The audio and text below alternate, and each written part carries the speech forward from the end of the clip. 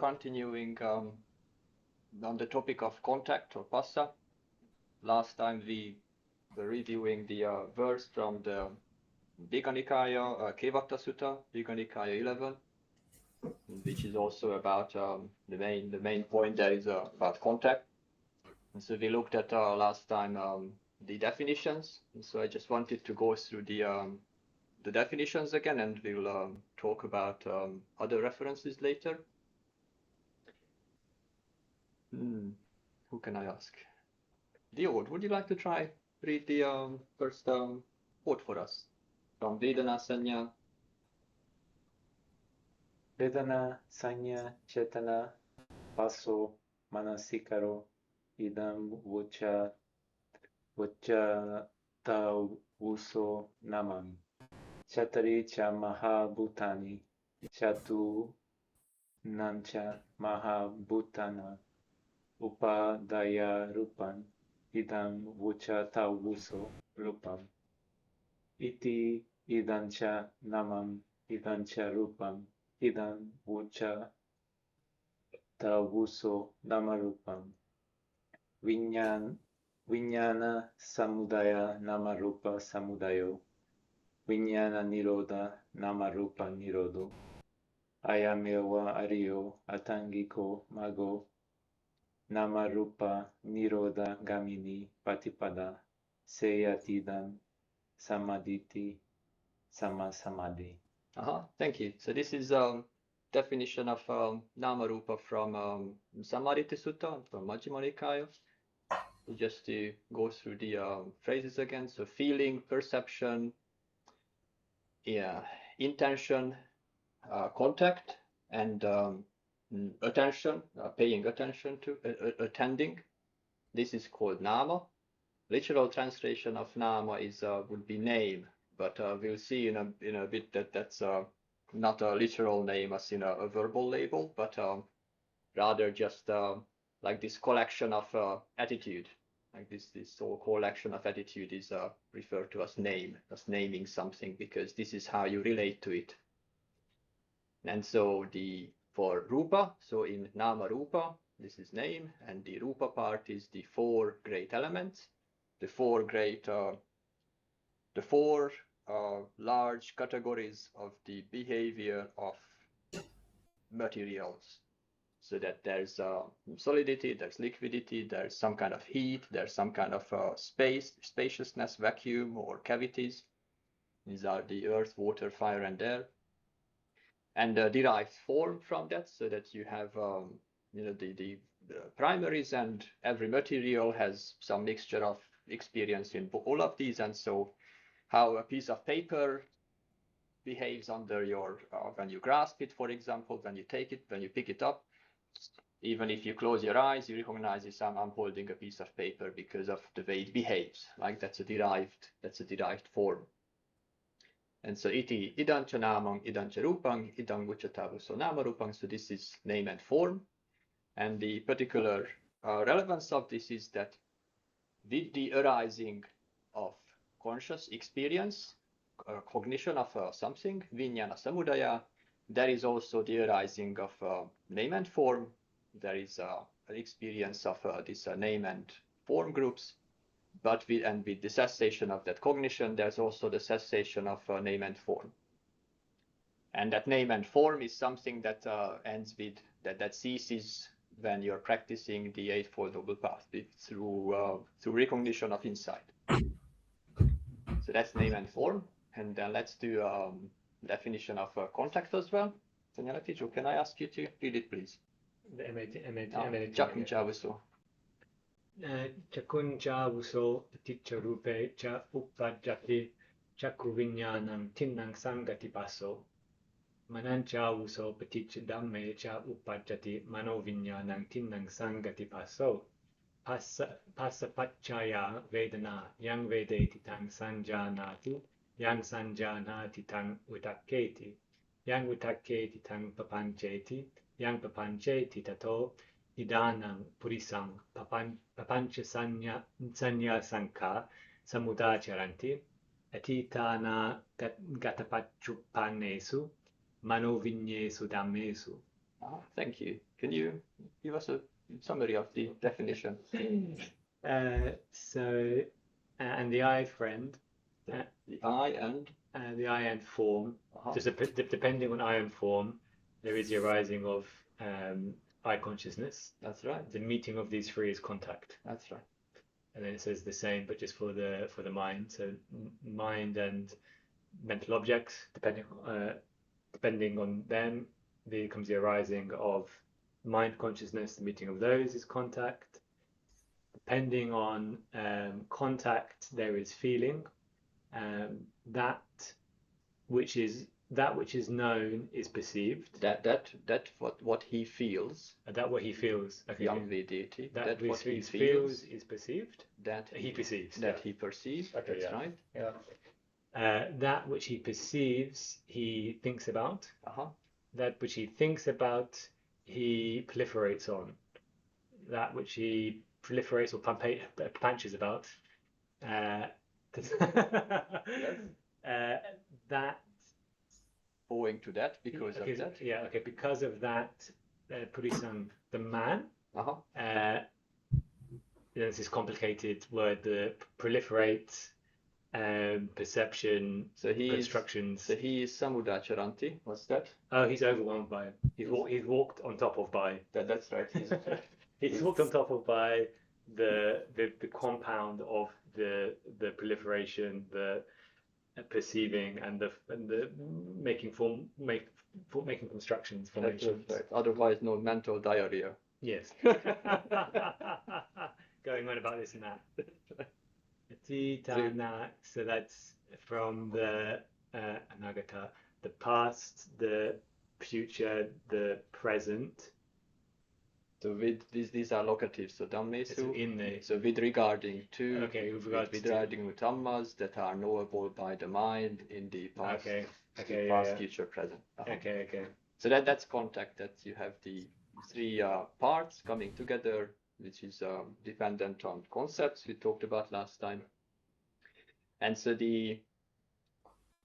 before we continue, I wanted to look at this example. So with name and form, we talk about name as in verbal labels usually, but this is not tied particularly to verbal concepts and verbal labeling, verbal categorization.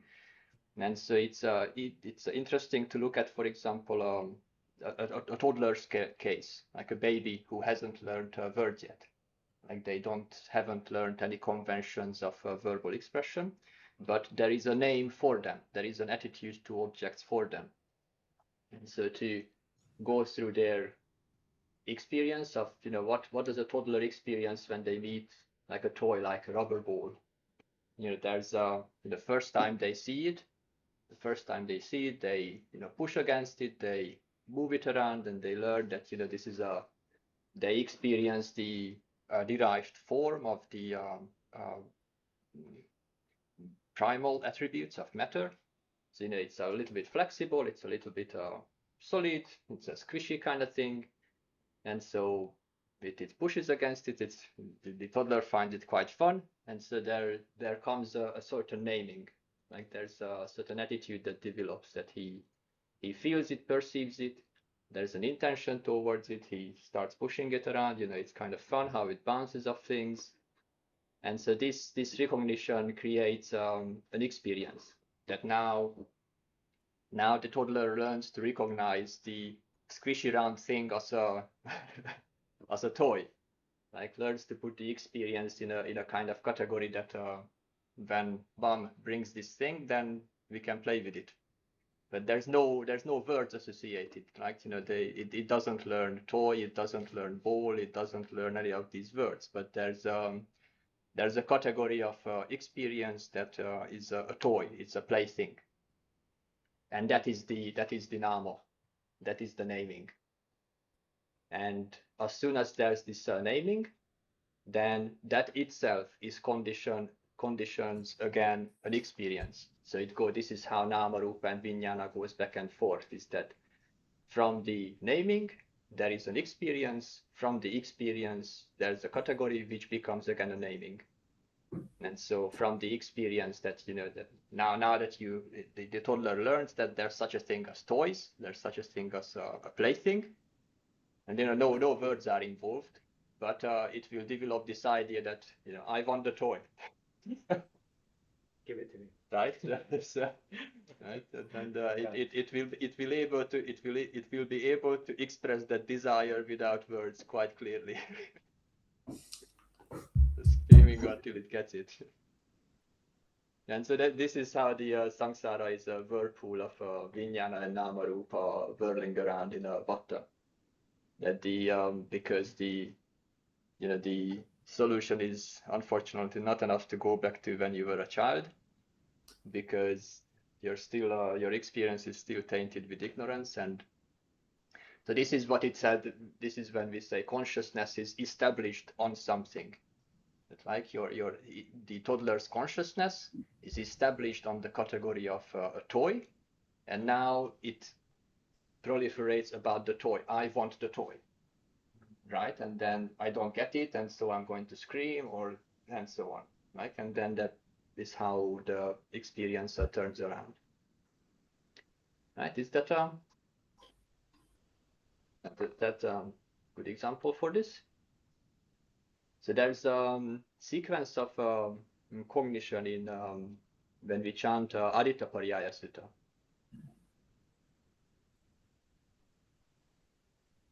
Paulo, have you memorized the Aditta-pariyaya yet? Not yet. I can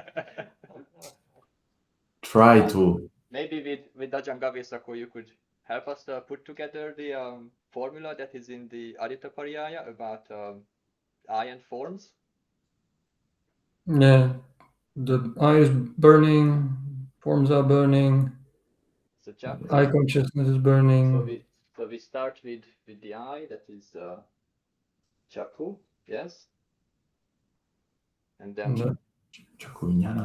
from Chakku, what is there? So Chakku Aditta, and then there is forms.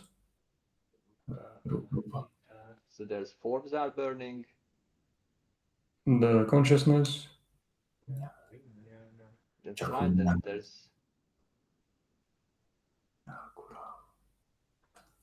Chakku viññāṇa. Then contact. With eye, this is eye contact. Chakku sampasso. And then whatever arises conditioned by, based on eye contact, which is felt pleasant, unpleasant, or neutral. So feeling. That's right. And whatever is felt, it's felt in the three categories of Vedana. And then all this is said to be burning, like, which is here it's a synonym of dukkha, like that all this is problematic because of ignorance, that all this is felt as a problem for the person, that all this is experienced as burning. And the resolution in the Aditta-pariyaya is when this process is seen. So when there is knowing, then the burning ceases. The burning ends.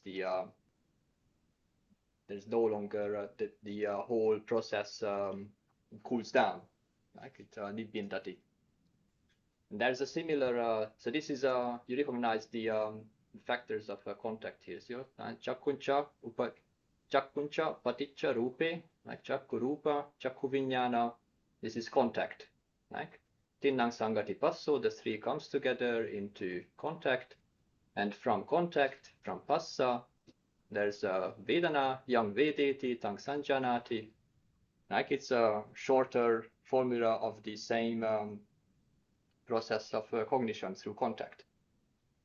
And in the Mahāsaṭipatthāna Sutta, there's a similar sequence of description of cognition in the Samudaya Satya. Ricardo, can I ask you to go through help us go through the categories there? So there are different groups in Samudaya Satya. Okay, so do you want me to read it or to? Don't read all of them. Just let's go through the groups. There's a formula of repetition. Okay. So, okay, it starts with the sites. So the attachment to the sites. Hmm? But it's Give us present the and only present Pāli to the terms. sites. Yeah.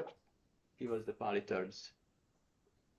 So Kinchaloke, Pia Rupang, Sata Rupang, Chaku Loke. No, not the whole quote, but there's so this is yes, you see there's this repetition Starts here, right? from Rupa Loke, Saddha Loke, Gandha Loke. Chaku Loke, Sotam. So it's Yes. the eye, the ear. That's right, and then what are the different groups that are being given? The first word in each paragraph. Or it's always a list of categories. So it starts with the senses. So it's Chakku and Eye, the ear, Chakku, Sota, the Gana,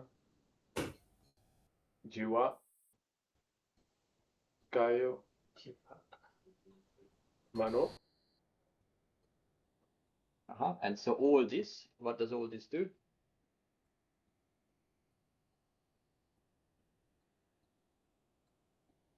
Likeable and pleasing. That's right. So all of this, there's a quality of experience with Vedana, and from that likable quality or dislikable quality, there's a tanha, right? Yes. There's tanha, and so it in the next group we have the Rupa. So in the next group we have the objects. We don't need to go through all of that, but so the next, so this is also a sequence like this, but Okay. it's a different permutation. So and then it's the consciousness of the eye consciousness, viññāṇa. right? Then the contact, Chakku viññāṇa, and then there's sampasso, sampasso, there's contact, and then there's the feeling coming from the contact, sampassaja vedana. that's right, and after the feeling, then comes the perception, sanya, sanya, that's right, then sancetana, which is the knowing, like he perceives or he knows it. Sanchetana. then tanha,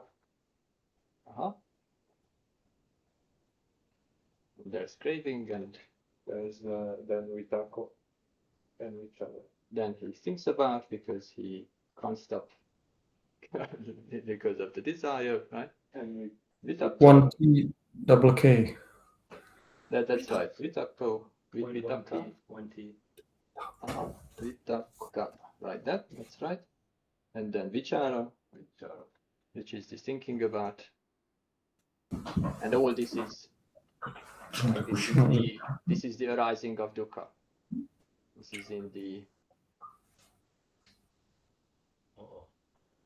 like this is the definition of dukkha samudaya as in the noble truths.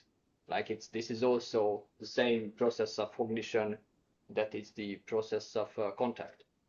And then in the Nirodha Satya, we have the same list basically, but with the process that this is given up, and this is where the craving ceases. Okay, so that's like canonical places where this occurs, and I want to show you slides. This one. So some of you have seen this before. I think Ajahn Gavisako and Ricardo have seen it, so don't spoil it for the others. But maybe I can ask. Tejo, what do you see? I see a patch of grey colour.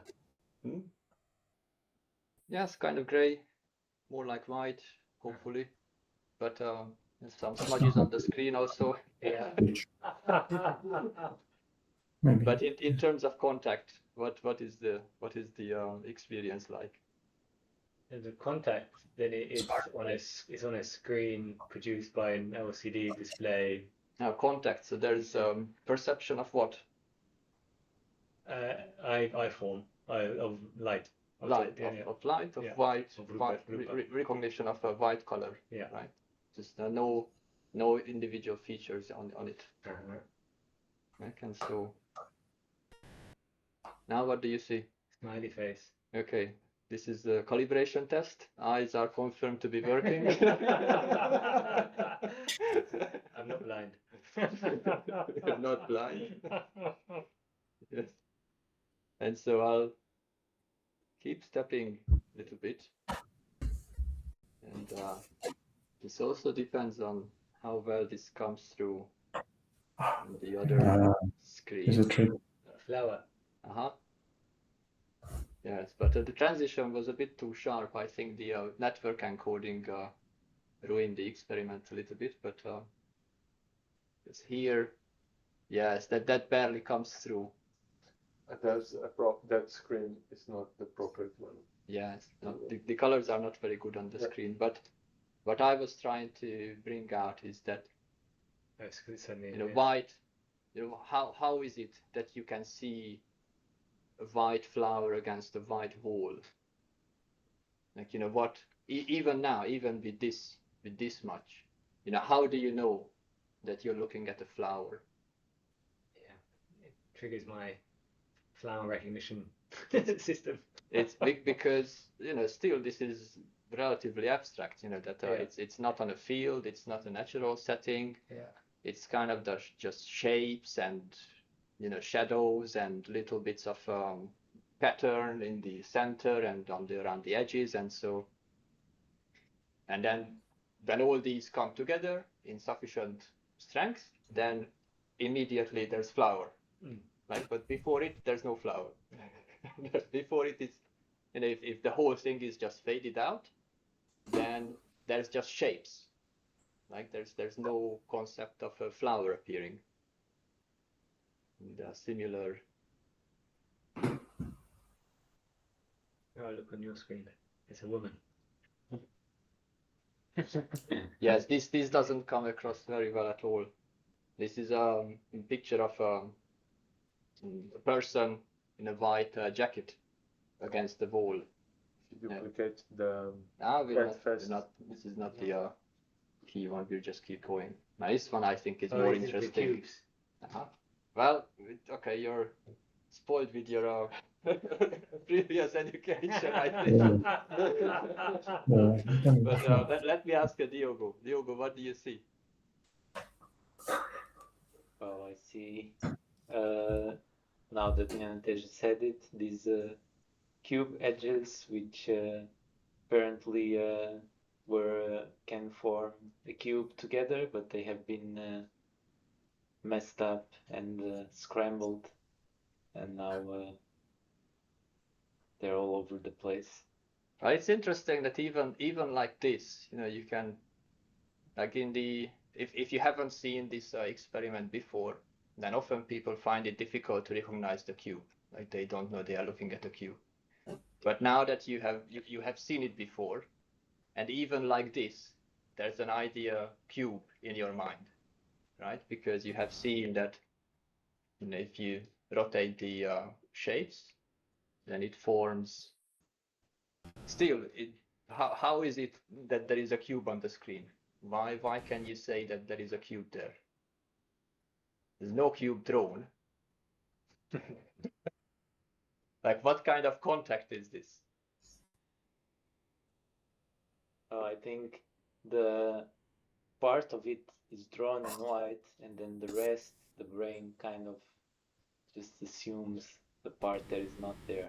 So you could, it's not really eye contact even. Like it's because it's not really drawn with the outline. It's more like a mind contact, like a contact through the concept. You'll be familiarized with the concept of a cube, right? And when you recognize it's a individual parts, even just in a fragmentary way, then you're experiencing a cube. Like that's what is interesting about it, is that you're not seeing the cube, but you're experiencing one. So this is, do I have got clear, Ajahn, this is, you're sort of suggesting this is the manner of viññāṇa. That's right. It's that Nāma, it's a mind concept. You're experiencing it through the mind, through a concept that you've learned, through shapes that are just merely suggestions. And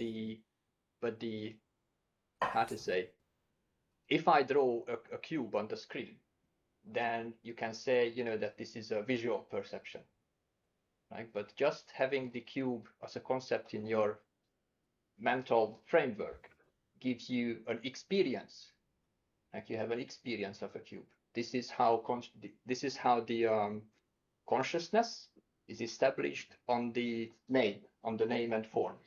Like you have an experience of a cube, even though there's no cube, just an idea. Right? That's like in this one. Paulo, how many triangles do you see on the screen? How many triangles? That's right. Yeah, there are two peaks and one for each circle, you can say. So 3, right. 5. That's right. There's at least the one that is drawn. There's the one that is in the outline, and there's one around here. There's maybe these. Like, how is it possible that you can see triangles?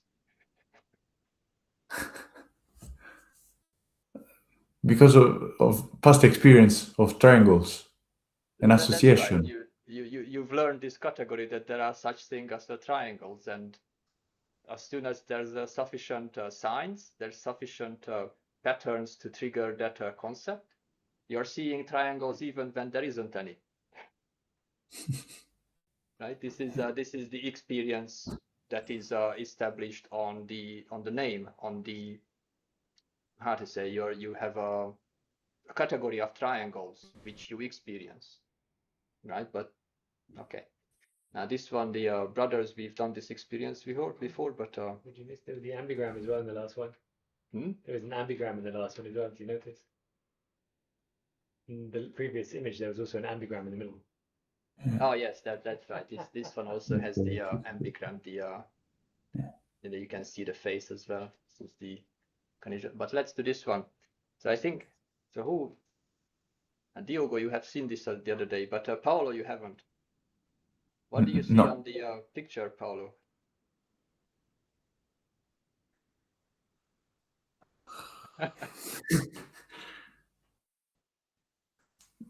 Shapes. Ah, good. Yes.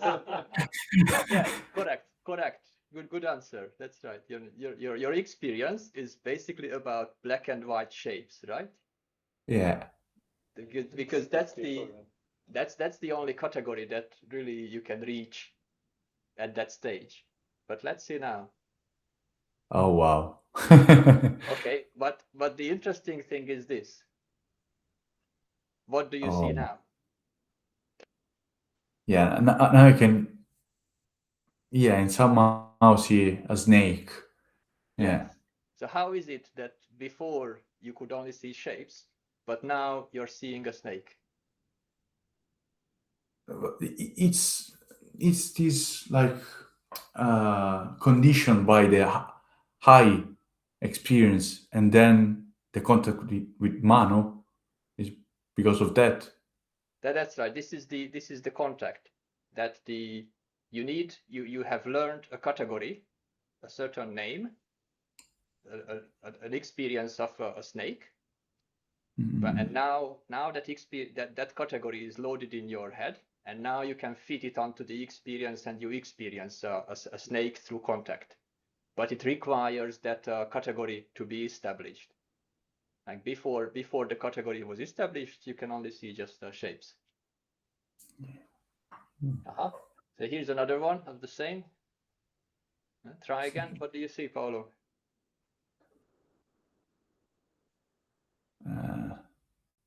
shapes in trees, maybe on the right. I don't know. Now. That's right. So, like the brain is struggling to fit some concept around it, right? How about now? Come on. Now you can see a bee, right? No, yes. Now you can see a bee. This is the same thing, is that once the concept is given, the mind fits it over the experience. And now you have a conscious that there's a viññāṇa, there's a cognition of a bee through that contact, through that concept. Okay, so that's a little bit to get a grasp of how does this work. So in Buddha Dhamma, there's a good section on contact in the six sense spheres chapter.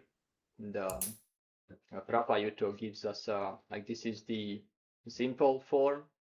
You have the base of the cognitive pathway. You have some object of forms and sights and sounds, and then you have a cognition of an object, and through the act of cognition, through the phassa, there is a feeling, there's a sensation. And he has another diagram here, a bit more detailed, that you have he breaks down the cognitive process as partly first there is a passive, a sort of a cognitive sequence which is how to say, very mechanical, that where there's no active participation yet, so to speak. So that would be vidya.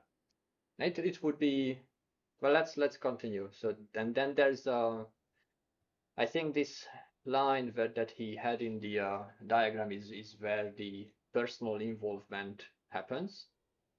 But at least that's how I made sense of his diagram here, because then there's a certain element of receiving the world, like consuming. There's a consumer and a consumable object, like a thinker and conceptualized thoughts. There's a separation of this thinker and thoughts in the world, and his and the breakdown of this is familiar to you. Is you have the base, the object, the consciousness results in contact, and then the sequence given in the Sutta, whatever he feels, that he perceives, and so on. And so he ends up with papancha sanya sankha. Like that's his. He does talk about it quite a bit more. There's like this is basically an Buddhist epistemology. How do you know things? How do you cognize things? How do you recognize things in the world? And this is how you acquire knowledge in the terms of what is out there, what is surrounding us in the world. There's a pathway of cognition. It talks about contact more, but let's continue with the sutta instead. So this is his summary, that contact phassa is the source of knowledge. All forms of understanding arise as a result of contact. They arise at the point of contact. So that's the active act of knowledge. That's the act of acquiring knowing. So let's read this verse from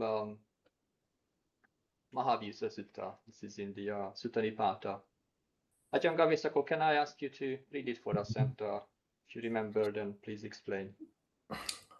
Passang naro dakhati Nāma-rūpaṃ disvānava nyasati tānimeva kāmaṃ bahum passatu appakaṃ vā nahitena suddhiṃ kusala vadanti. So here this passang naro dakhati Nāma-rūpaṃ. So naro is the man, the person. Is another word for, a person, a man. So the man, I think he sees dakhati. Dakhati is from is to see Nāma-rūpa. He sees Nāma-rūpa. He sees name and form. And passang is like when he is seeing, that this is what he he finds, what he sees. Then Disavana. So having seen it, he will know just those. He will know just those things. That is the name and form.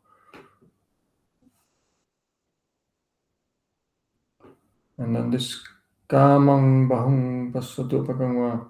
So this is a different. It's from kama is like, okay, we know kama is sense, pleasure, sensual, but there is another meaning of that. Yeah, something like according to one's wishes, freely, something like that.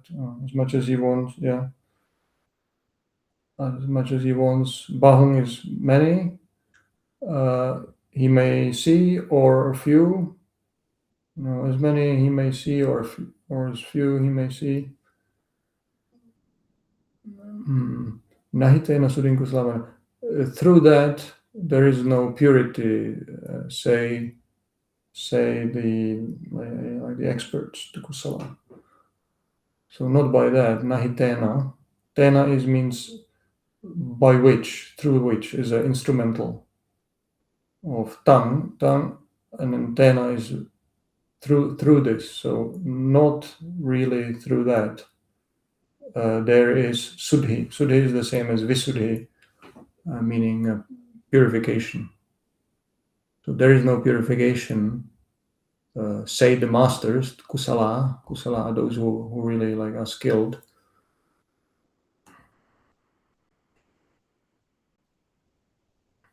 Right, and so why is there no purity in stating facts or whatever views there are based on Nāma-rūpa?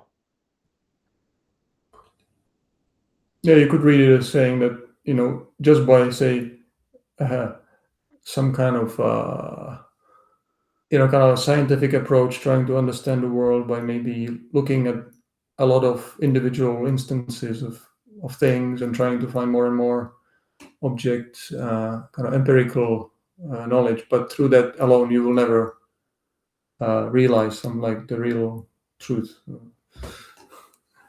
Right. So based on what one experiences, like you're going to start stating views and opinions, and you propose theories that this is how the world works, and even if that is correct, like that these might be correct views, but you're still not seeing the you don't reach what would be called purity here, which refers to liberation of insight, because you're still operating within the realm of Nāma-rūpa.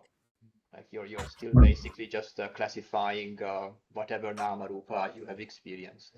I think it was in the Brahmajāla Sutta, there's a tranche of wrong views, which are having seen something, you think, oh, that must be the reality of it.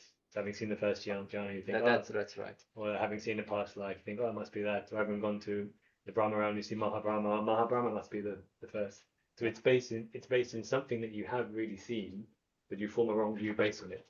That's right. We'll look at that exact quote in the Brahmajāla. Oh, sorry. But yes, you're correct. You're making. It just means you're making the obvious connection there. It's the same theme in the Brahmajāla Sutta is that the various ascetics are experiencing, do they experience one rebirth, two rebirths, or they've seen no rebirths, and because of that they say, oh, the world is eternal because I've seen so many rebirths, or they will say that the world arises through chance because I just, I don't experience any of it, and and the point of the teaching is that that level of discussion is never sufficient. That level of discussion is like physicists arguing about the fate of the cosmos, and whatever measurements they currently have, based on that they will say that, oh, the cosmos is going to expand forever. Then they get some new data and they say, oh, dark energy now is going to change and the cosmos is going to collapse in the end. And based on whatever Nāma-rūpa they experience, and okay, these are correct views at the time, but they are still, there's still no deeper insight into that this is still being caught in Nāma-rūpa. You're still arguing because of you're producing views based on Nāma-rūpa. And Venerable Jnanananda talks about this this verse in Sermon 9 in the Nibbana sermons, is that you know, the man with psychic powers and higher knowledges, they are still only seeing name and form, and because they take it as a real knowledge, then they start saying that they are now visionary seers who have seen the true nature of reality, and they start a religion based on that. Right? And so they are taking name and form as real, and they are not realizing the operation of name and form, which is the real insight. Right? And so that's exactly, this is the one in Brahmajāla Sutta, Tatra Bhikkhave Yete Samana Brahmana Sassatavada, that those Samanas and Brahmans are eternalists. Eternal speakers. They don't go quiet. Eternal sayers. Eternal sayers. That they say that the world is eternal. Right? This is the first case, I think, that I copied here, that Sasatam Attanancha Lokancha Panyapente Chatuhi Vattuhi, that in four ways, on four grounds, which he goes into the Brahmajāla Sutta, they state, they make known, they declare Panyapenti, the world to have an everlasting soul, like that, because they have such and such experience, and so they will say, okay, there's such a thing as an everlasting soul because of what I experienced. And the Buddha's main point there is he goes through a variety of wrong views like this, and he also says that tad api, that also is dependent on contact. Like they don't realize that their view, where does their view come from? That's what's important, not so much whether they're going to, you know, describe the world to be eternal or not eternal, and so on. And so with all this preparation, you're ready for a koan, I think. Yeah, so this is let's do this is Mumonkan case 4. You remember Mumonkan is a collection of koans from the 13th century. So Wakuan, looking at Bodhidharma's picture, complained, "Why does the barbarian from the west have no beard?" So you must have seen pictures of Bodhidharma. He's the big man. The big guy. He was supposed to be an Indian monk, or maybe a Gandhara monk who went to China. So what is the significant feature you can see on all pictures of Bodhidharma about his face? Beard. Yes. Okay. So this monk, so Wakuan, is looking at Bodhidharma's picture, and they call the barbarian from the west. This is like how to say an endearing derogative. Like they in the Zen tradition, they like to how to say respect their teachers by using these endearing derogatives that they call Bodhidharma the barbarian from the west. And so he says, why does he have no beard when he's looking at a picture that shows Bodhidharma with a beard? Okay, so can somebody volunteer an answer? You? Yeah. Or maybe he's trying to make us think that beards are just perceptions that we make up in our mind. If we didn't know what the beard was, we would see no beard. No, you're on the correct track. Yes, that's been the discussion, that you know you're experiencing this idea that he has a beard, right? But and when you say that as real, then you say that if I take this reality that he has hair, he has beard, he has eyes and nose, like how do I know this? I know it through contact. I know it through name and form, and name and form is empty. There's nothing real. There's no beard in my experience, there's only name and form of beard. Right? Does that add together for you? Can you follow? I'm trying to get some yes or no because okay. So in our direct experiences, there is no beard, only in the mind. yes, that's right. So, this is what it's trying to point to this that we argue about taking name and form as real, right? But in reality, what do you have? You just have name and form, which is empty, and so there's no beard. It reminds me of when I used to have a beard when I was a layman, and I was working in a hospital, and there was a meeting room called the beard room, and it was mostly women who worked in this department. And so when I walked in, the comment was made, "Ah, finally there is a beard in the beard room." The beardless beard room. Like many, this connection with name and form and contact is so fundamental to understanding what is the level of insight that leads to freedom, that leads to letting go. Is that it's the solution to many of these koans, for example, in Mumonkan, is that they are always trying to connect this, that the so the translation of Mumonkan is the gateless threshold, or the gateless gate. And the threshold that it refers to is, can you pass this threshold between what is real and what is not real?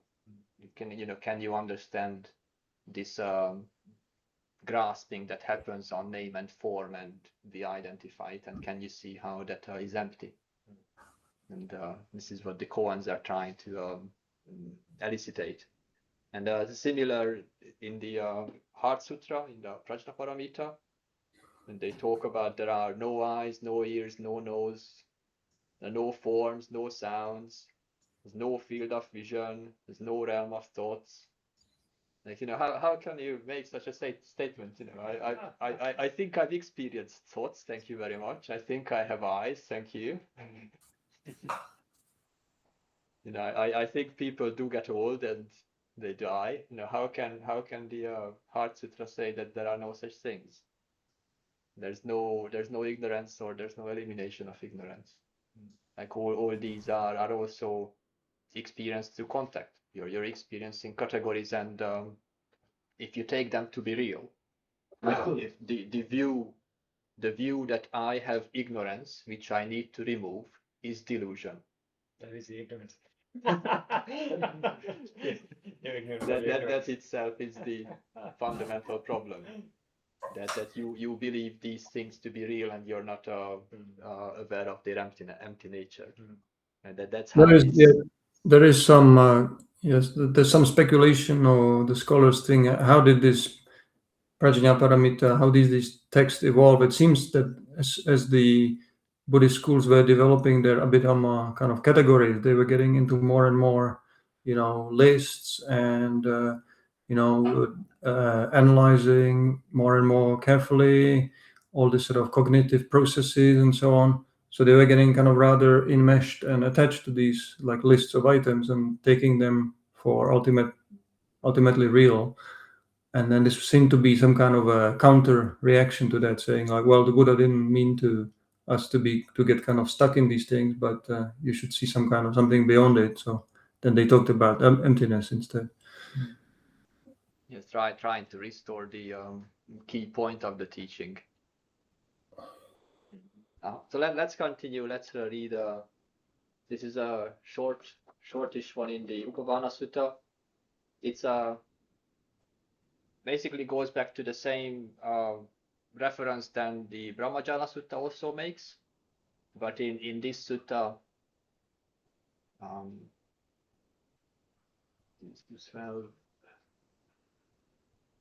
16, Upavana, 55. So here we talk of the sutta is about the ascetics and Brahmins who will declare that suffering is created by oneself, or suffering is created by other people, or that like various variations of how is suffering arising in the world. And the Buddha's response to it is that suffering is dependently arisen. That's the key teaching. And it is dependent on contact. And your particular analysis of, I analyze suffering as to be created by God. I analyze suffering as to be created by somebody who harms me. All these are contact-driven theories. Like that. He says the important thing is that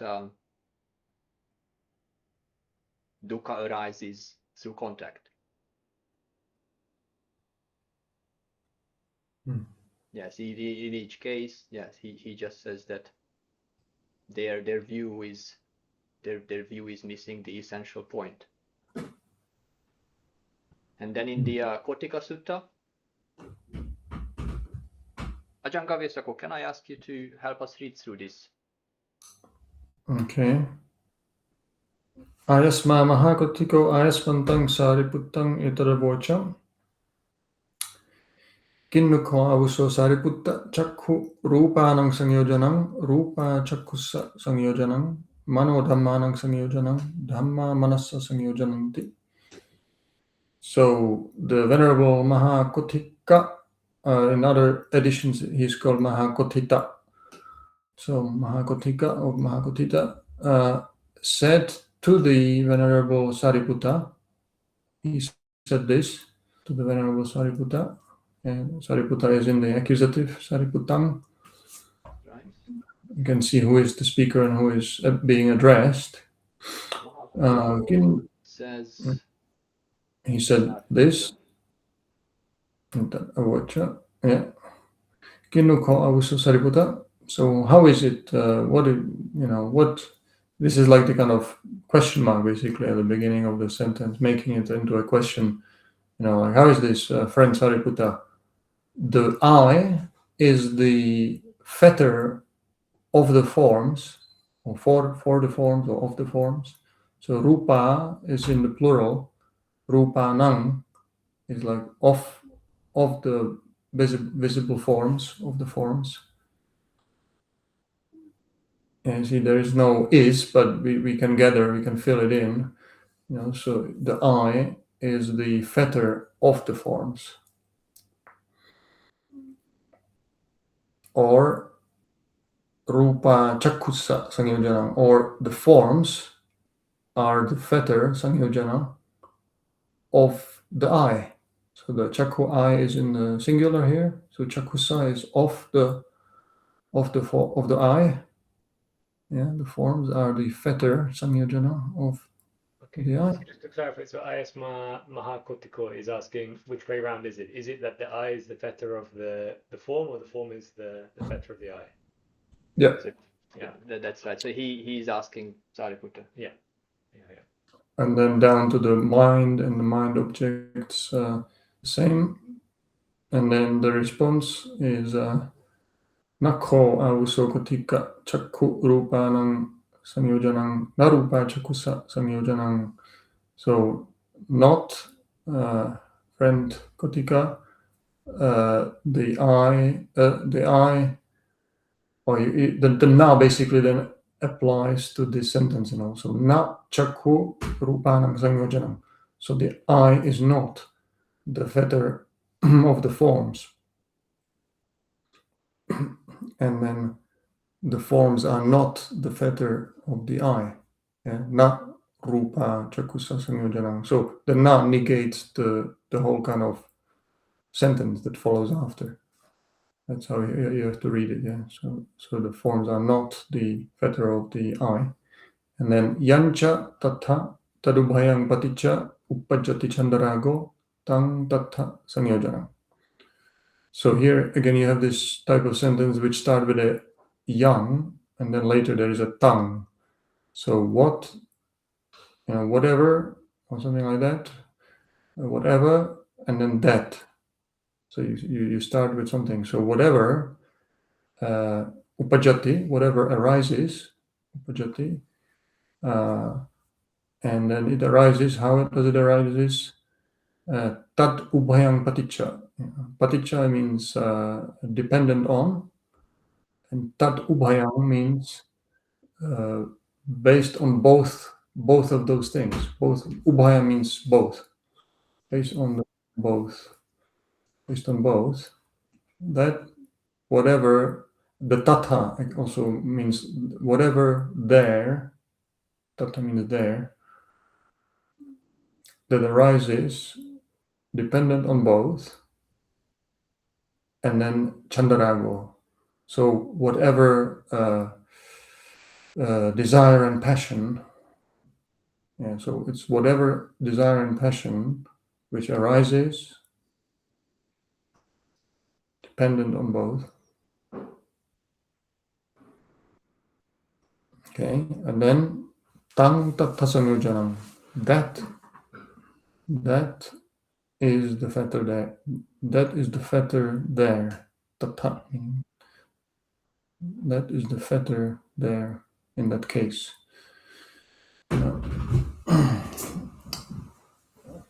Right, that's the so he says, neither are the fetter, but there is a chandarago, the desire and passion, that is arises based on either of them, and that is the fetter. That is what is fettering them. That is what creates the suffering. Because that's chandaraga here is almost synonymous with the tanha in the second noble truth. Exactly. So here there's no neutral in chanda. It's very much in the realm of tanha. And he gives the simile of these two oxen. That suppose, friend, black ox and the white ox were yoked together by a single harness or yoke. Would you say, the black ox is the fetter of the white, or the white ox is the fetter of the black one? Like, that's. And then he continues that this would be wrong to say. Like, it would be wrong to say that either one of the ox is the fetter, because the fetter is what? The yoke, the rope, or the piece of wood that is tying them together. The fetter is the fetter. Exactly. Which is in English, the fetter is like the actual chain, right? Yeah. And so and so he talks about, like, he gives the example of the Blessed One. Like he starts talking about how the Buddha experiences things, and this is Venerable Sariputta explaining it to us. Ajahn Gavisako, can you please continue?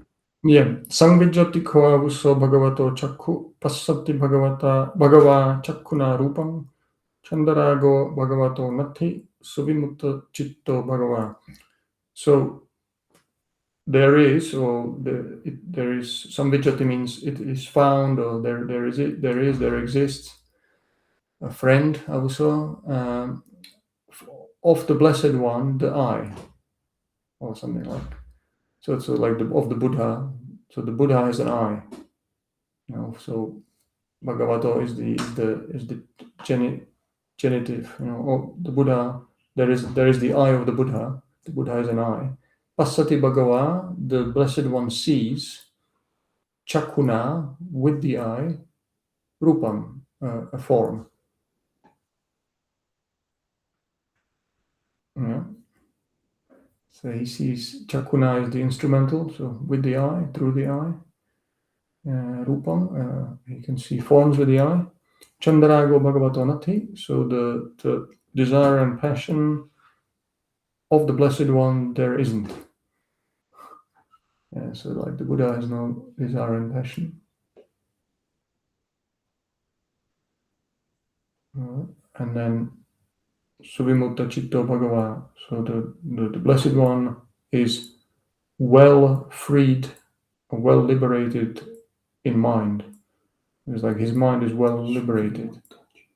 You make an adjective, so with Chitto meaning well freed mind, yeah. Somebody who has a mind that is well freed.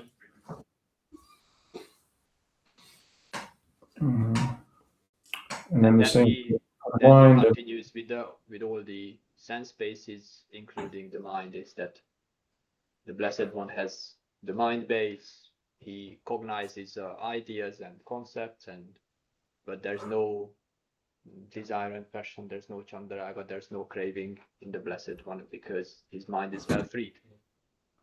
Somehow this phrasing is for me much more impactful than in the seeing there is only the seen. When this is like he sees something but there's no Chandaraga. It's sort of it's like we'll get into the details of it. yeah. If you like diagrams, today is your happy day.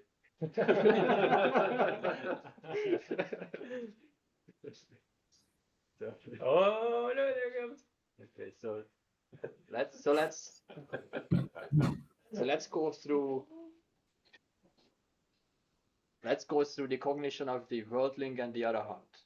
So we'll follow this process of cognition that is described with contact, and we'll do the worldling, and then we'll do the Arahant.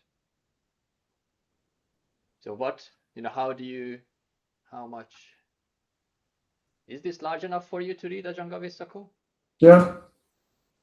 Diogo, can you read on the screen? Okay, just wondering how much to zoom in to be able to keep track of it. So we start with viññāṇa and Nāma-rūpa, like conditioning each other. Like we remember we talked about the experience of the toddler forming a naming, an intention, a feeling, an attitude towards a rubber ball. Like that creates a conscious experience. So then means that the sense spaces are operating, salayatana, the 6 sense spaces. This is the where the Mahābyūha Sutta gives us the definition of contact for us, chakkunca paticca rūpe, based on eye and forms, based on ear and sounds, based on the mind and ideas. Then there's contact happens. And contact in the case of the worldling, Venerable Jnanananda has quite a bit to say about it in his 11th chapter, that the contact in this case is contact with ignorance. So avidya sampassa, so there's ignorance together with contact. So there is a lack of knowing, there is a lack of understanding of what is happening. So, these are the Brahmins and ascetics are taking their experiences of various rebirth and various visions as real. Or this is you looking at Bodhidharma and thinking that he has a beard. Like there's a lack of understanding of what is really happening, and you just think whatever I experience is, that is my reality.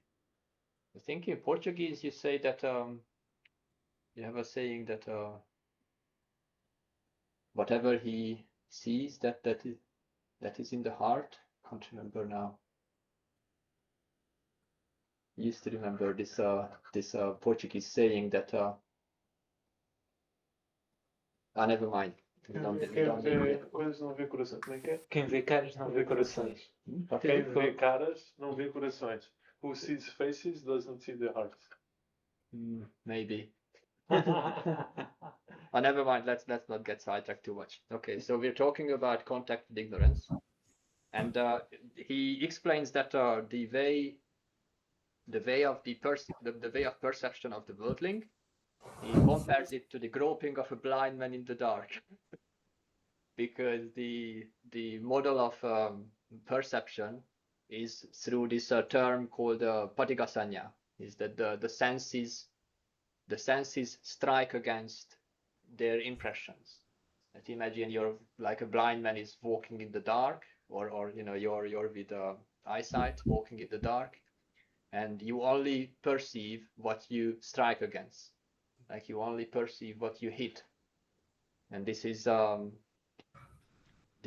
we get distracted with that impression. This is what's called the perception of the compact, ganasañña. Like when you're looking at a person, you perceive it as a unit. Like this is a guy, this is a woman, this is a Ricardo, this is Diogo. Like you perceive the whole thing as a unit. And the various ways of contemplation, like 32 parts of the body, they go through, hair, nose, hair, skin, nails, teeth, different parts of the body. You break that perception of the compact into constituent parts, and the perception of the whole thing disappears. Like, and then there's that's why that's a insightful contemplation. But under under the influence of ignorance, that is the experience of the worldling, that whatever he sees, that is reality, and because of that, he has various theories, he has various views based on that contract.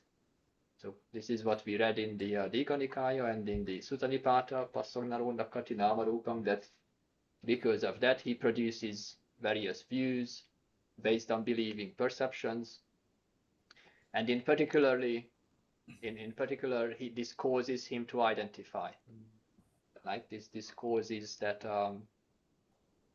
this is the Pāli asami, just means I am, asamiti. This forms that I am this. This is what this is my feeling. This is what I see. This experience is what I am. In the Samyutta Nikaya, there's a nice sutta there where the Buddha talks that rūpaṃ upadāya asamīti hoti, where upadāya here you can translate it as dependence, but it's same root as upadana. So it's taking hold, like, or grasping, like grasping form. That is I am. Like, you have to be taking hold of it in order for I am to occur. Without that taking hold, I am doesn't occur. Without that grasping, I am does not happen. But because the worldling, like, the experience is, this is this is what I see, this is what I feel. The worldling produces all these things: chandaraga, upadana, viññāṇa. This is a desire, grasping, conceiving. Viññāṇa this is in the Majjhima Nikaya one. The idea of I am, or ahankara, the I making, me making, self-identification. And so you get the Panchupadana Khandha. This is how the experience of the khandhas becomes grasped aggregates, right, from the grasping. And then if you follow the phassa angle to Vedana, then Vedana produces tanha, and then again you end up with the 5 grasping aggregates. Right, that's the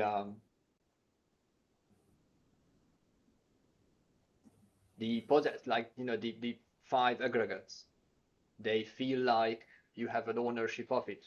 Like, this is connected to I am, I own it, which is in the suttas they call it a upadi. But the root there is a da, to place the support, but it means something that you own, something that I have, something that I possess. This is an asset. This is an asset for me. For example, think about it that if you go into the tea room, then do you know which cup is yours? Is there identification to one particular cup? Like, that is like taking hold. That is there's a sense of ownership to a perception that I see. The other guy comes in, he has no sense of ownership over the same thing. He takes it and you get upset. That's right. Then the junior monks or the anagarika comes in, and he doesn't know that the orange cup is your cup, and he takes it and starts drinking from it, and then you start thinking, do I tell him? Should I tell him that this is my cup? Right, this is the upadi dukkha samulang, like sense of ownership is the root of suffering. Or the or nandi dukkha samulang, nandi is the delight, but in the sense of relishing, cherishing, this delightful thinking about, oh, how lovely that this is mine, and this is what I have, and this dwelling in this sense of ownership is the nandi. Like nandi dukkha samulang is the root of suffering. Okay, so let's do the Arahant. Ajahn Gavesako, do you want to add anything here? No, I think this is good. Yeah, let's move on to the Arahant. Can I just ask Ajahn? Please. And maybe again I'm anticipating a question, but just so we're starting Nāma-rūpa viññāṇa is from the far left of the top. Yes. So because this is very closely linked to the chain-dependent origination, it's the same, following the same order, but we're just missing the first two chains, so Vijja and Sankara. That's right. How do you understand Sankara as that second link in the chain of dependent origination, like within this framework? So for example, in the Digha Nikaya, where the Buddha Vipassi is going through the steps of dependent origination, he stops at viññāṇa and Nāma-rūpa. And so he doesn't follow into the Sankara and Avijja. And one way to understand this is that, or this is what Venerable Ñāṇaṇanda goes through this in the Nibbana sermons, is that it's not that these are ignored, or not that he doesn't see them, but that they are seen as operating in the background, like they are still producing, this is still what produces cognition and various grasping, but this is not what he focuses on. Like that step, whether ignorance is involved, and ignorance conditioning the various compulsions, various mental concoctions, they are going to be either tainting this relationship, either your consciousness is established on those concepts, and then you grasp and the rest of it follows, or consciousness is not established, like the cup does not become my cup that I really like, and this is my favorite cup that has the right shape, and then now I think about it all the time, like then but I just walk into the room and it's a cup, that's it. So that is where either the process of cognition is either tainted with that ignorance or not, that whether consciousness is established on it or not. Does that answer your? Or maybe we can dig into it. Let's do the Arahant, and then maybe that will help. That's a great sentence.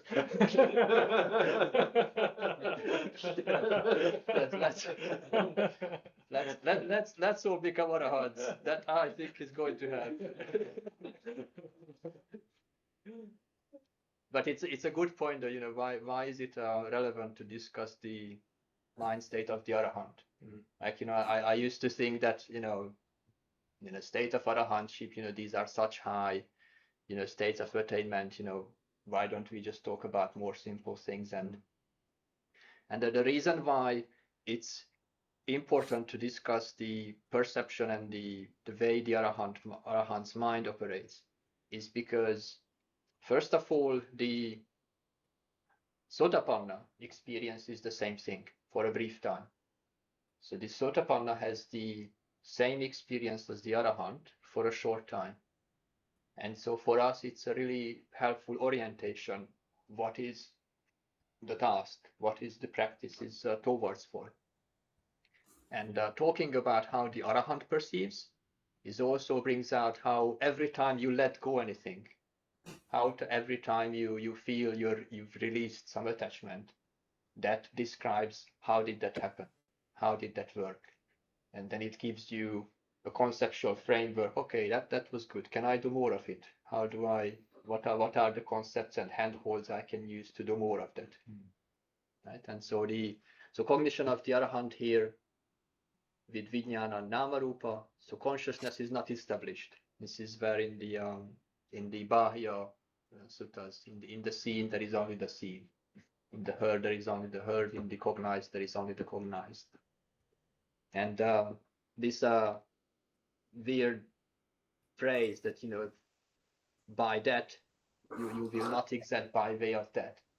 You're not, this sense of I am something through that experience does not occur. That is the extra that is missing.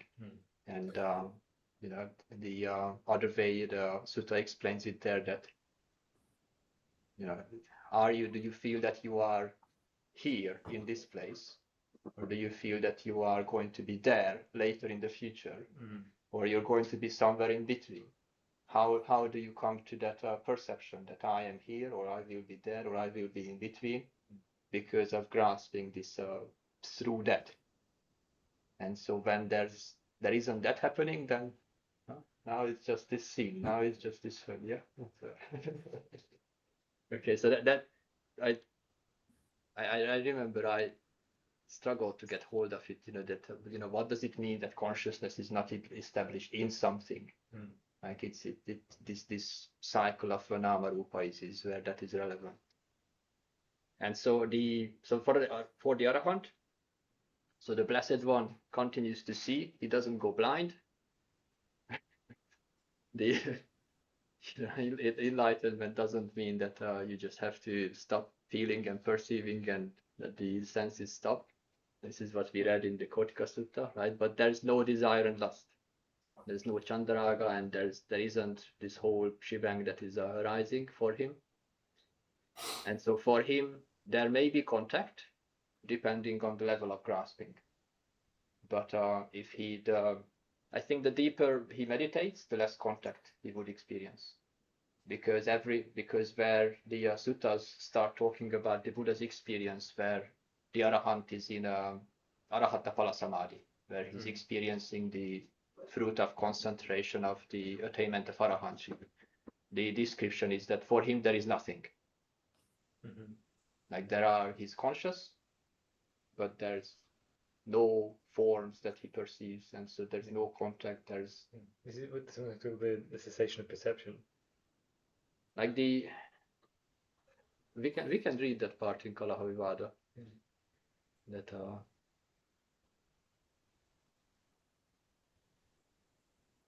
where is that one? These are not. I think it's 411. No, which one's this? Kalahavivada. It's Sutta. Ah, yes, I got it. Sutta Nipāda.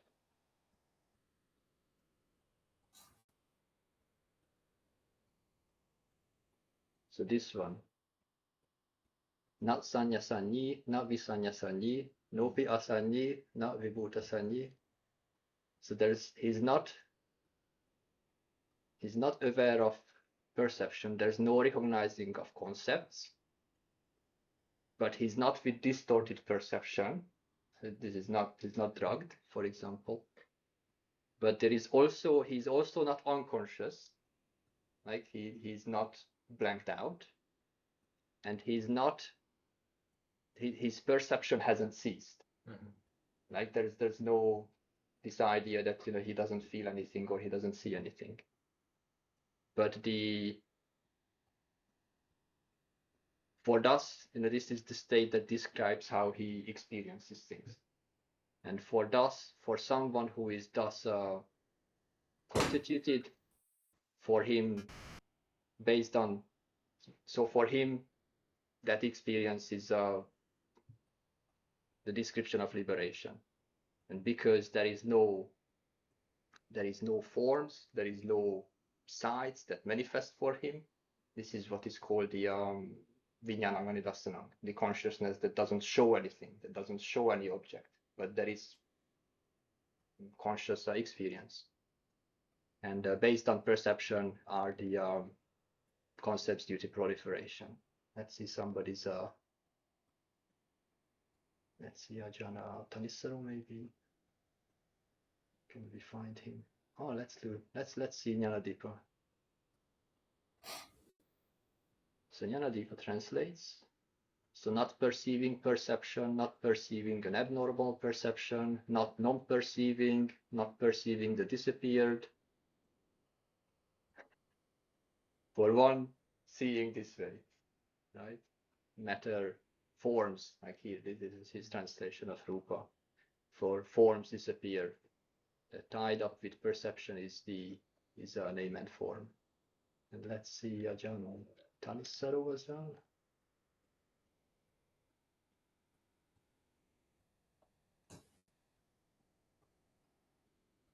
So this is his solution of the probably most complicated verse in the in the canon. So one not percipient of perception, not percipient of aberrant perceptions, not unpercipient, like not unconscious, nor percipient what's disappeared. That's his idea. For one thus arriving, for one thus being here, I suppose, form disappears. So for him, there's no experience of form. That is like that's the that's his way of contact. Wait a few minutes, but yeah, I guess we said But he, yeah, you can maybe still wait a few minutes. but there are still feelings for the Arahant. So in the Itivuttaka, there's a nice expression that all that is sensed, sabbavi vedaitani, all that is sensed. There's no this delight. How lovely this is for me. How nice this is for me. How much I want this. It's unrelished. So there's no nandi. There's no delight, and all that will grow just cold. So the perceptions and feelings arise for the Arahant, but everything just goes cold. He doesn't grasp anything. There's no continuation because he's not identifying with anything, and that's how the Papanchakanda loses the upadana. So there's this. This is how they describe the enlightened person who is still with assets, with fuel remaining, but everything will just go cruel because nothing is being agitated, nothing is being grasped anymore. Does that help? That'll do. Ajahn Gavisako, do you want to add